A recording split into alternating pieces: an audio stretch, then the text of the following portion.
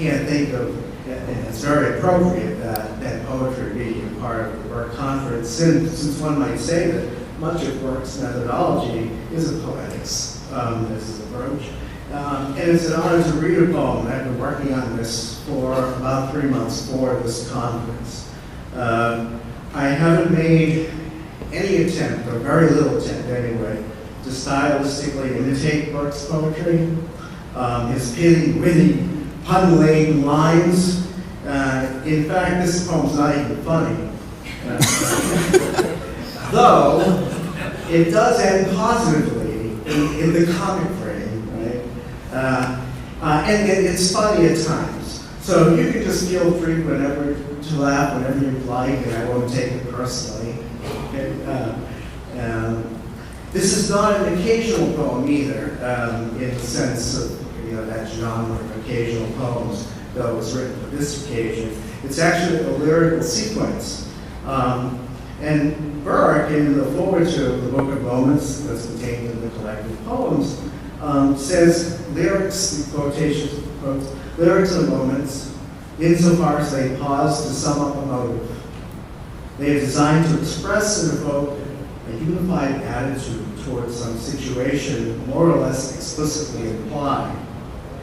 And then, ellipses, ideally perhaps one should break down a motive into many different kinds of moments.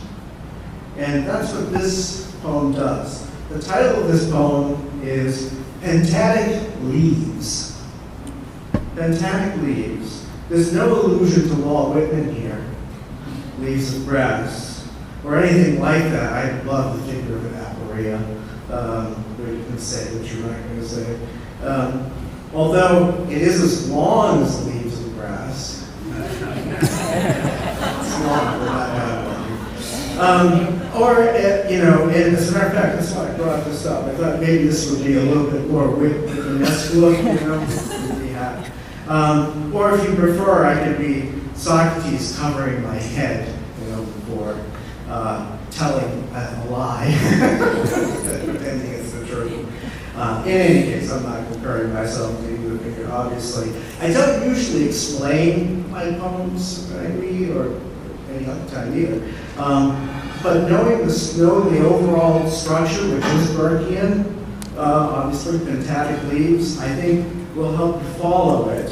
There are 5 major parts, obviously, and they're in this order: scene, agent, agency, act, and purpose.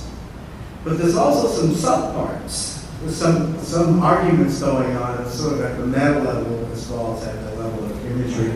And so under scene, the title is Chermistic Tree. Spring, summer, autumn, winter. And if I had to say what kind of frame it was, I would say irony. The second major section, of course, is agent. And under this, I actually have 2 parts. The first part is consubstantial division. Consubstantial division. And it's definitely in the tragic frame. And then the second part under this section is recalcitrance. The third section is agency, with the subtitle counterstatement, still in the tragic frame. And the name of the poem in there is called The Mind of Winter. And the title is actually the first line of Wallace Stevens' poem, The Snowman,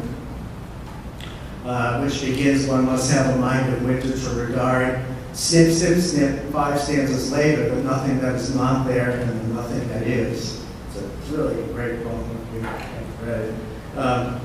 And which you have.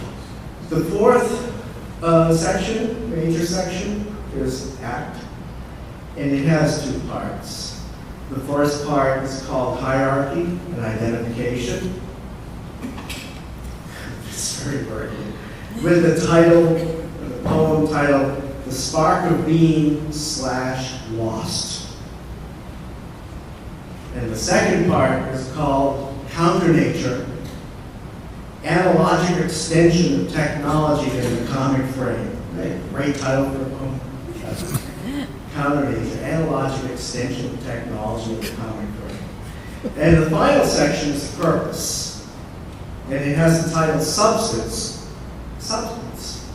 A retrospective prospect, which is like the title is afterwards. And there's a subtitle to that poem, Where We Came From and Where We Go From Here. There are some complexities of form, rhyme, meter. There's a lot going on, which I won't bother you with. Hopefully you'll hear some of it. I hope even more you'll feel it. The poem proceeds primarily by image and metaphor and lots of irony. Although I have made, as you can already tell, liberal use of many Burkean ideas, terms, and titles. And you'll catch and hear them and see how they operate in this poem. So, the poem at last. Pentadic Leaves. Scene, deterministic tree, spring, summer, autumn, winter. It's green and moody. Leaves rattle the air. Trees rattle the clouds. A breeze is moving through the tree. A wind is moving through the clouds. But nothing happens. There is a tension in the leaves. There is a tension between this tree and the next. The leaves pale and thicken like cloud, but nothing happens. Now a breeze rushes through vowels that quickly gather at the roots like forsaken words. A wind crashes through consonants of rock and bone, not teeth and, rock and wood, not teeth and bone. There is emotion in the tree. There is causality in the cloud, but transcendence, perfection. A branch of sentence flickers in the cloud, breaks off, falls down, is absorbed by the depth around, freezes without attitude, without a gesture, without a further sound.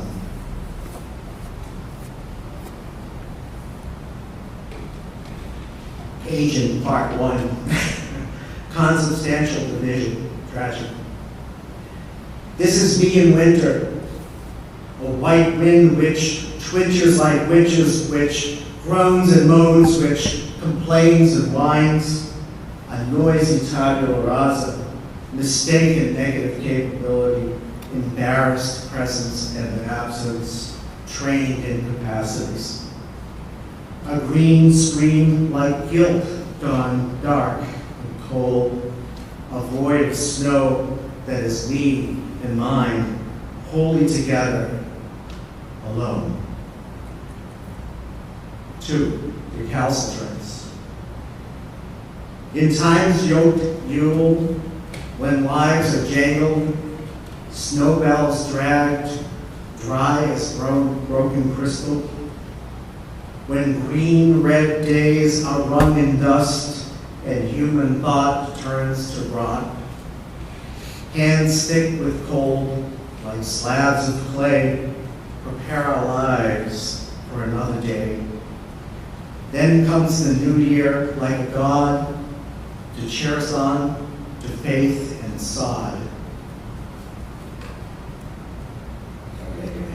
Agency, counterstatement, mind of winter.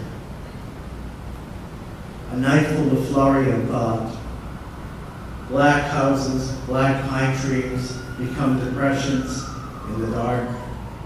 Branches etched by a ghostly wind made half visible, stenciled in air. The world abstracted in the snow. I see my reflection in the sky with a small dull lamp behind me, my hand moving across the void, inscribing what I behold and cast in fields of glass, transparent masks covering the land below. The sun will clarify, show things right, melt these altered images that haunt instrumental sight, these flakes engraved on a disappearing window named this breath that now makes me blind, these words imprinted in terministic ice. Section 4, ACT. Hierarchy, Part 1, Hierarchy and Identification. The spark of being lost. First one foot, then another begins. Then the leg, each leg swivels around and under, collapsing, quivers, gives into hidden pits of oblivions. And in the wilds of your backyard, you are lost, stumbling through your neighbor's grass, crawling toward a spark of dew, rain on every blade, piercing your piety, your congruous perspectives, your rhetorical conscience. As you fall, your physiognomy interpreted, your biological base becoming your ambiguous orientation, your dancing face, the symbolic act of an animal that grasps at language awkwardly, a tragicomedy of hierarchies, a drama of attitudes, providing motives as unsubstantial as angels, talking to ourselves, a swaggering torso, sliding back into its organs and origins, into the dirt. So we have a verb, or a pronoun, with a past, a future, an arc of events, an intelligence of mud. But hold! With all this speaking, writing, singing, dancing, a catharsis, a definition wrested from this big body that uses symbols with primitive urinary and erotic hymnals, movements turned into symbolic action, and so much dust is.